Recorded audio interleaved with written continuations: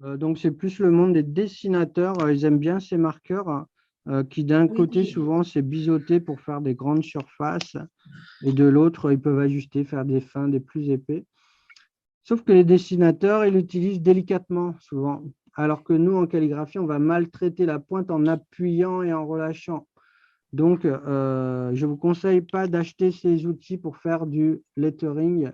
C'est pour le dessin et ce n'est pas adapté. C'est très mou l'appareil. La pointe, je peux l'écraser carrément. Mais surtout, ça vaut cher ces marqueurs.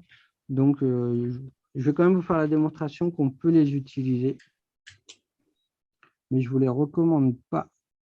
Donc, on va passer avec la lettre H. Pour faire la lettre H, eh bien, je fais le I. Voici le I. Ensuite, une fois que je suis là, je dois viser. On parle de visualisation. Donc, je visualise mon geste. Je suis là, je visualise le trait qui part, qui passe au milieu et qui s'envole de l'autre côté. Donc, ma visualisation, elle se fait à ce moment-là, ici, là. Je suis en train déjà de voir. C'est pour ça que des fois, je vais tout doucement parce que je regarde le tracé à venir, ce qui fait que je peux enchaîner. Et les moments de ralentissement, en fait, je visualise où je vais. Et là, qu'est-ce que je finis? Je fais un C. Regardez, vous voyez le C, il est là. Hop, un grand C là, de haut en bas. Et si je veux, je suis pas hors de la caméra, c'est bon. À la fin, on peut, c'est plus pour le H de l'anglaise, rajouter un petit trait au milieu. Donc, deux parties, le I, je repasse au milieu et je finis par un C pour le H majuscule.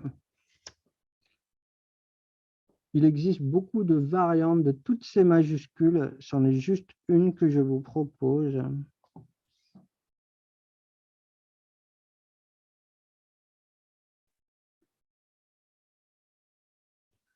H, hydrolat, un drôle de mot que nous avons. Hydrolat avec un Y. Donc, on le visualise. Qu'est-ce qui se passe, hydrolat? Y. Y, donc ça descend. Dès le début, je vais vers le bas et après, ça fait que de monter. Le D, le L, le T à la fin.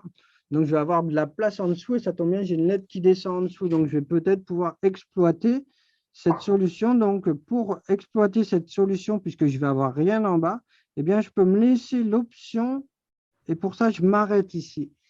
Puisque là, si je veux, je pourrais aller là-bas. Je ne suis pas obligé, je pourrais remonter, je pourrais faire ce que je veux. Mais au cas où je veux aller là-bas, je me laisse l'option. Donc, j'arrête mon Y ici. Le D, qu'est-ce que je vais faire? Je vais déformer, je vais faire une plus grosse boucle. Le R, je vais aussi le modifier. Je vous ai dit 1 sur 2, 1 sur 3, mais des fois, je peux en transformer 2 à la suite. Le R, on peut faire une boucle un peu plus grosse au-dessus et passer en dessous.